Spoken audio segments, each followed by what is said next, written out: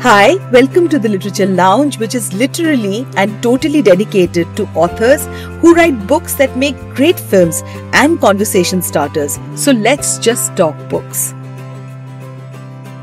Hi, in today's episode, we have with us Gita Balakrishnan, who's based in Kolkata, is the founder and curator of Ethos, an organization dedicated to fostering discourse around the built environment.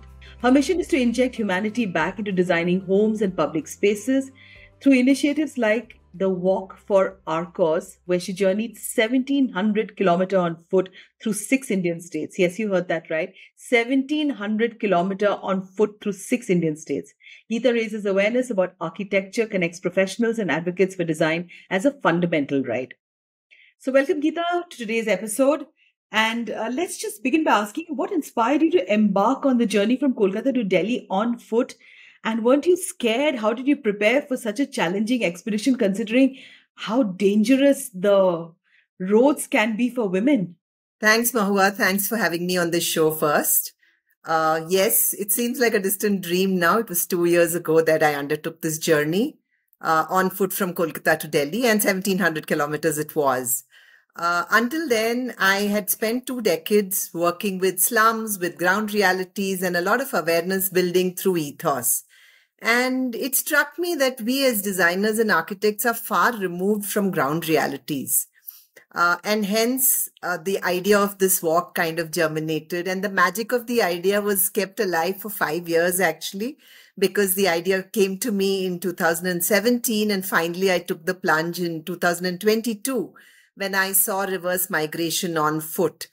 Well, walking on the roads can be dangerous for anybody. In India, particularly, now that most of our roads are for vehicles more than for pedestrians, Yes. Especially highways, you do not have pedestrian pathways on most of these roads. So, but as far as a woman walking is concerned, I think the hours that I walked in were really early wee hours. And I was completely safe. I felt very safe in our country, actually. Every day, there was not a day where I felt uncomfortable or unsure about myself. Now, that's wonderful to hear. I mean, considering the kind of cases that one hears across India, this is really a welcome change. So, what sparked the idea for writing this book during your 1,700-kilometer walk? Did you always plan to document your journey, or did the idea evolve as you walked along, the villages and the roads and the people that you met? So yes, documenting the journey was, of course, part of the plan. The objective was to create a stir, to understand local issues, relate back to the population who could make a difference, and using social media was always part of the plan. Hence, there was a videographer and a photographer who went with me, recording all those momentous events and activities. Journey really unfolded with every step, and what was important was revealed only as we went along. So yes, while documenting the journey was always on the cards, a book was not really on right in the start. It was at some point during the walk, seeing the interest that it was generated, experiencing what I did, it became a logical conclusion to the walk itself, that we needed to really reach this out to more people. Wonderful. So, your book highlights themes of determination, resilience, and spiritual growth. I can only imagine. But, I'd really like you to tell our listeners about how did these themes really unfold during your walk, and how did it influence the narrative of your book? Tell me a little bit about the resilience of the village folk that you met on your walk, and the determination and your own spiritual growth. It would be wonderful to hear from you. Actually, so nice that you brought this up. It was the hardest to put into words, the resilience and determination, both of my walk and of the common folk that I met along the way. But as I relived the moments when I got down to writing, the words seemed to flow to depict the emotions that I felt. I had started this walk knowing that it would be an inward journey as much as an outward one. Even if I wanted it otherwise, it could not have been, because when you're putting yourself through such an extreme physical regimen day after day, and you do not know what's going to happen next, you're really living in the moment. You are spending a lot of time with yourself. So I think, as far as the spiritual narrative, that's something that happened. And while it did change me a lot, coming back into city life again is kind of pulling me back to where I was. The concept of showstoppers in the book is something that I put in deliberately. It's intriguing, and I thought it's nice to, showcase some of those stories of determination through this theme of showstoppers. And I think that, I mean, if I was to pick on a couple, to talk about a widow, since you asked about the themes of resilience, a widow whose name was Lilumuni Murmu. I met her in the Jungle Mahal part of West Bengal. And despite being a widow, she seemed to be the spokesperson for that community. Wow. And I thought, what better examples of resilience when someone who's, and widowhood in Bengal can be hard, not just in Bengal, in many parts of our country, at least at a particular time, point in time, was very hard. And to be able to fight that and come out as someone who's a spokesperson, I thought was a superb example of resilience. Oh, I think it's brilliant. Of course, widowhood in Bengal is very hard. There's still, and I completely agree with you, being a Bengali myself, I've seen the kind of, limitations that are put, and I'm sure it's across India, but in Bengal, definitely there are quite a few really horror stories that one has witnessed as a growing up girl. Now, through your journey, you engage with local communities, masons, villagers, activists, and immerse yourself in their cultures. How did these interactions shape your perspective on design and architecture? Architecture is considered so urban. So how did, all of that shape up your thought process? How true. I mean, I think, said it when you said architecture is considered to be so urban. I think it's also considered to be very elite today. And that's something that kept hitting me through the journey. That, we really are walking an elite path. While design the whole objective of this walk was to explore how design can change lives. And here we are talking about design not being accessible to those who need it most. Anything that you interact with, including, the medium that we are using today, is designed, right? And if we actually allowed design to percolate, just like healthcare and so much else percolates to communities, I think a lot could be done. We talked about masons. If only we looked at how our construction workers, there is this gap between the construction workers and us designers, and that gap needs to be kind of bridged. Because I think, I don't know how many of us designers even know the names of any of our construction workers on our site.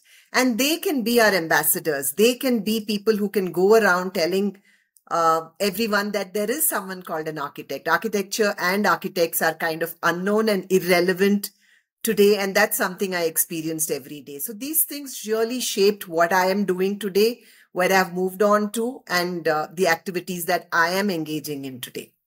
So, Geeta, what? It'd be very interesting to know. So, did you keep a journal during the walk, or did you rely really on memory after you finished the entire 17-kilometer walk? So the walk was meant to really relish and revel in what I was experiencing. So while I did carry a journal, I didn't use that as a medium for recording. I did leave voice notes to myself and to my team. I was constantly in touch with my team on a daily basis. There was a 8:45 to about 10 o'clock calls in the morning where I would tell them about the day before, where I would tell them about what we should change in terms of how we were crafting our engagement presentations that I was carrying with me, what we need to change, what we need to tweak. So there were recordings in that manner. And of course, the videography and the photography helped. And my memory is really sharp, at least so far. So it did help me, record what I witnessed. Yes. Let's just talk a little bit about editing your manuscript. Did you do a bit of it all while you were on the road, or did you wait till you completed the entire walk? So it all started after I completed the walk. I did write maybe essays for myself. I did write a little bit of poetry for myself.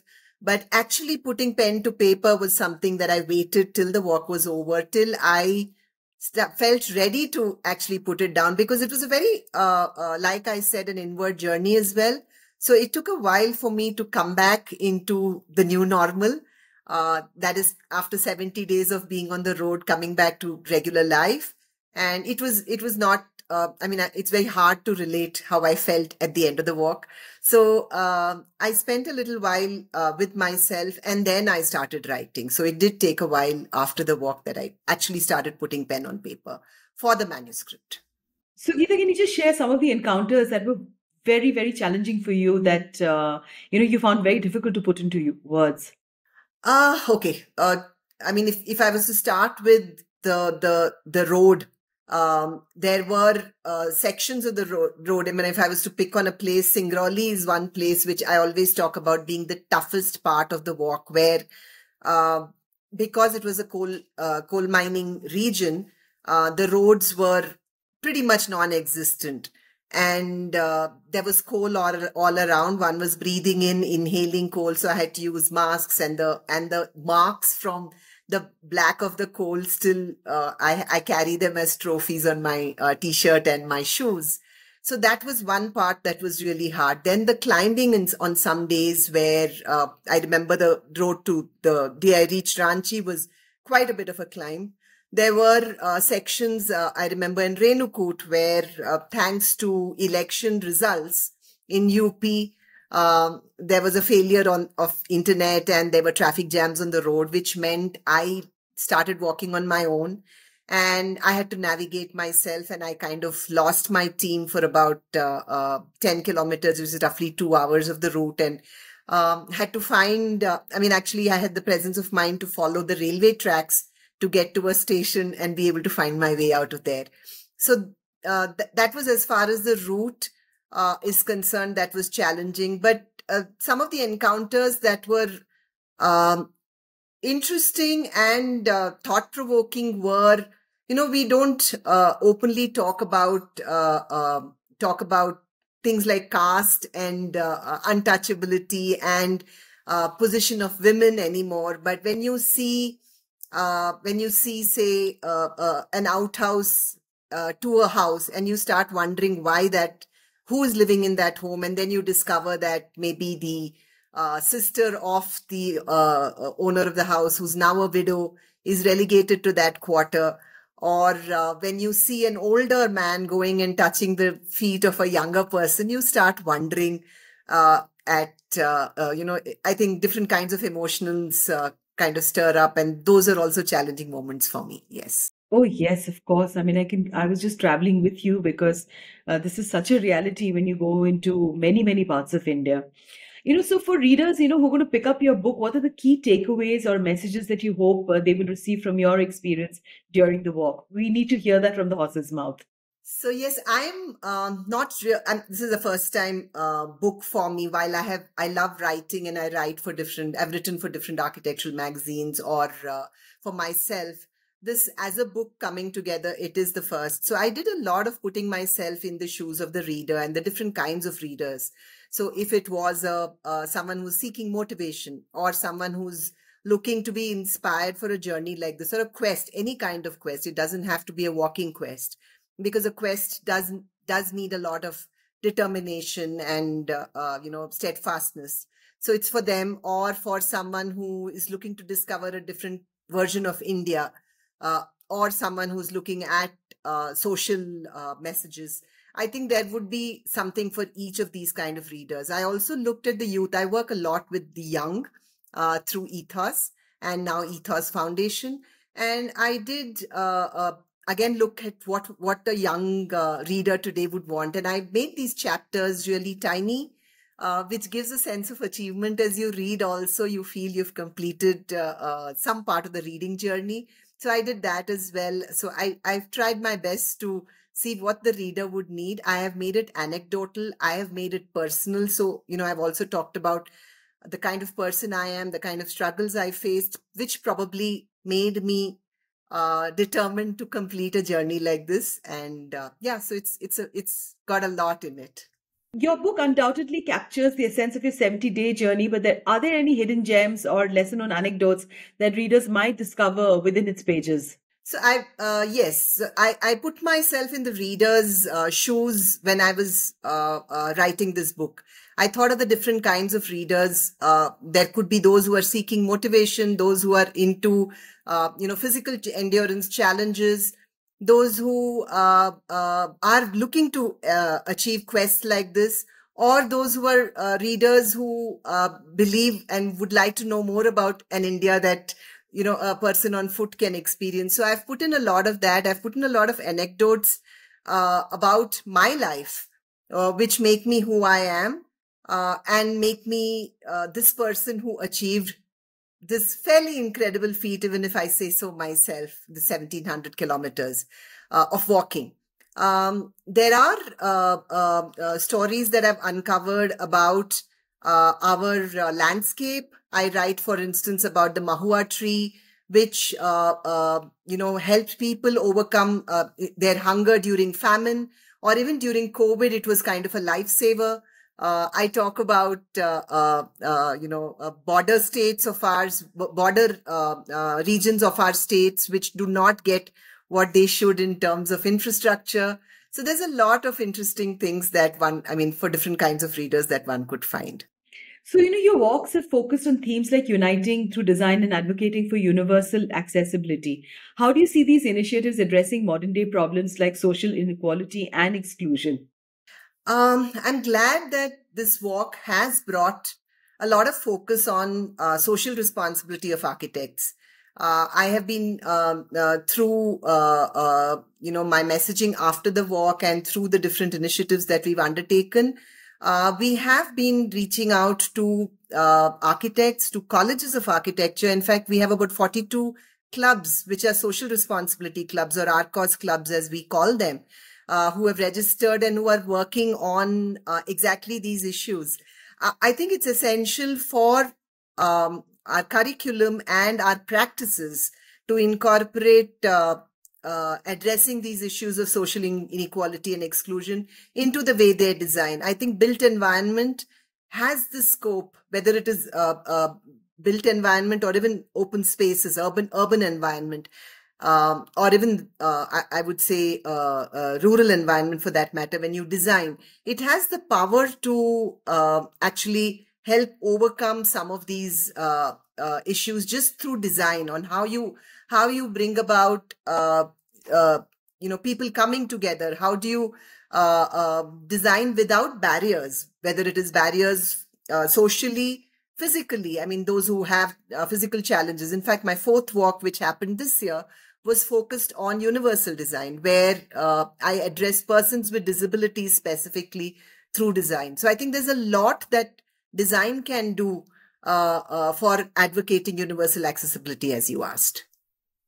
So tell me, I have to ask you a very tricky question. So do you think architects should be held accountable for the environmental impact of their designs, including the carbon footprint, of construction, materials, and energy consumption? Do you think they should be held accountable? I think yes, they should be held accountable.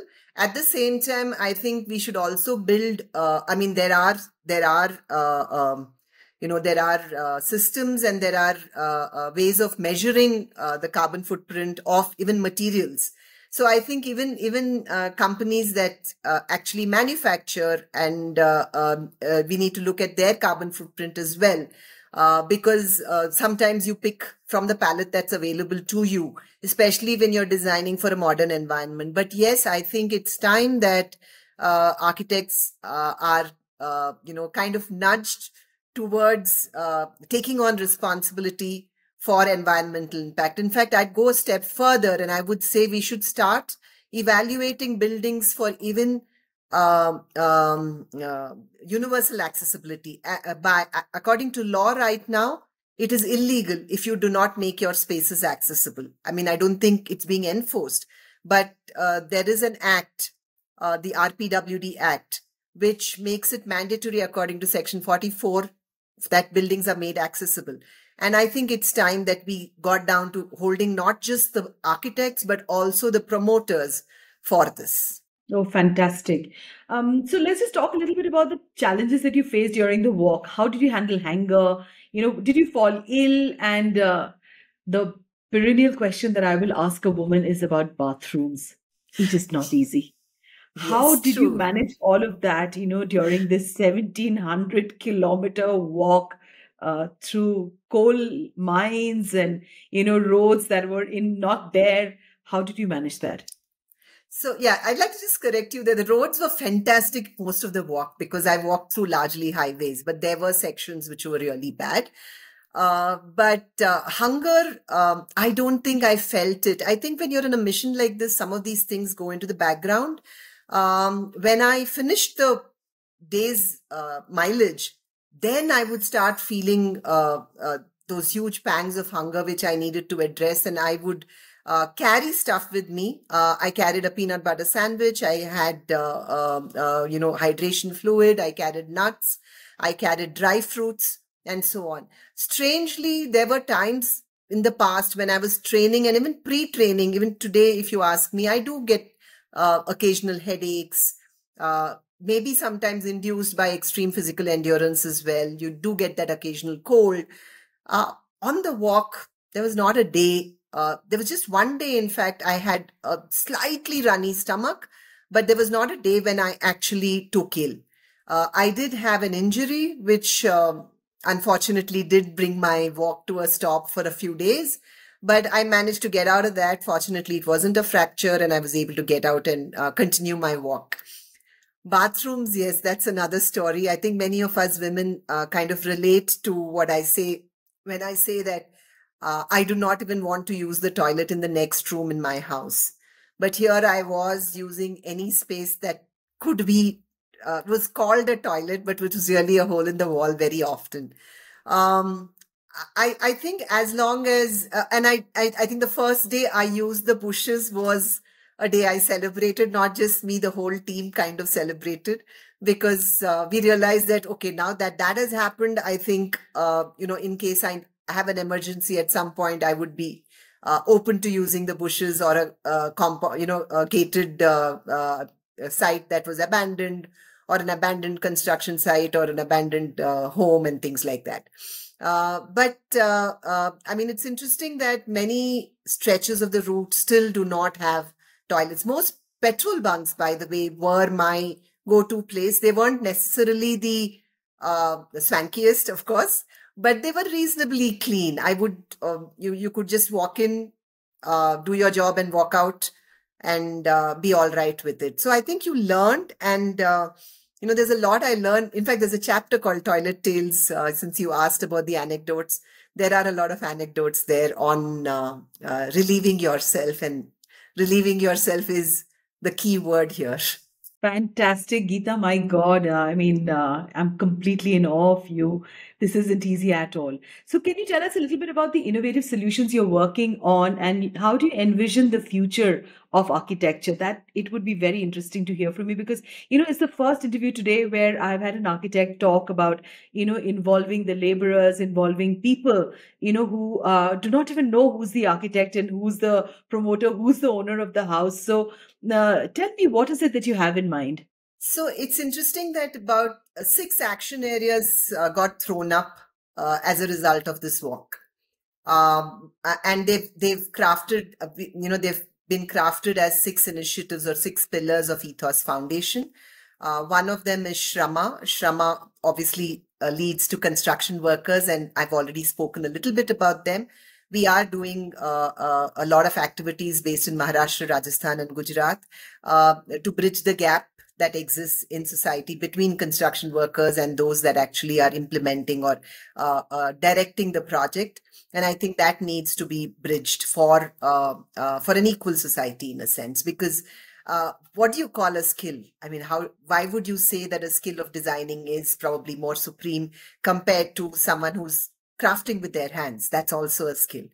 And I think each one has its important place. The second action area is Udita. Universal design is the answer. I've spoken about it through, when I talked about persons with disabilities, gender, making our spaces accessible and safe for all. I mean, if you have a fire, how do persons with disabilities exit? Or how are they evacuated? And if we, through design, can ensure that, these opportunities for entry and exit and proper use of every space is without barriers. That's the objective of Udita. I focus on something called Bodh, building on design histories, which is talking about traditional wisdom. A lot of beautiful buildings that I saw along the way that talk about going back to earth once their time is over. And that's true sustainability. So that brings me to the fourth aspect of my fourth pillar, which is Saath, sustainability in thought and action, where you asked this question on environmental accountability. And I think that's something environmental accountability and justice should figure. Making design accessible is under the head of Aadhar, affordable designer, right? And the last one is, of course, design literacy, where we educate people about the importance of design. These are the 6 action areas that I'm working on. And I think about envisioning the future of architecture, I can only say I have this beautiful hope and dream that the future of architecture will be a lot more responsible towards the environment, towards people, towards our ancient histories, towards society, culture, what have you. I don't think we have a choice there. Right. We have to get responsible. What is the last piece of advice you'd like to give aspiring architects who are considering embarking on their own epic journey? Yeah, I have a chapter in the book, and it's a favorite quote of mine as well. The journey is the destination. And I think that's something that I would like to tell all my architect young friends when they are embarking on their own journey. Look at the process that takes you there as well. Look at the process that takes you there as well. That can be as exciting and as giving as the destination. And I think also, to believe in yourself, it may seem cliched, but having done what I have, I think to believe that you can achieve and you can bring about change is something that can happen. Talk to people, engage with communities, engage with your, who you're building for. You might have a client, but the actual people who are using it are going to be different. Engage with them, learn from them, and I think you'll churn out a lot better work. Thank you so much, Gita, for being on today's podcast. And we look forward to more people picking up your book, learning more about your absolutely epic journey. All the best. And thank you for being here today with us. Thanks, Mohua. Thank you so much. Been a pleasure. Thank you for tuning into the Literature Lounge, which is an all-year-round literature festival dedicated to writers across the globe. You can get in touch with us via LinkedIn or DM us at our Instagram page, The Mohua Show. Or you can also email us at hello@themohuashow.com to discuss your books and also meet authors you haven't yet met at the Literature Lounge.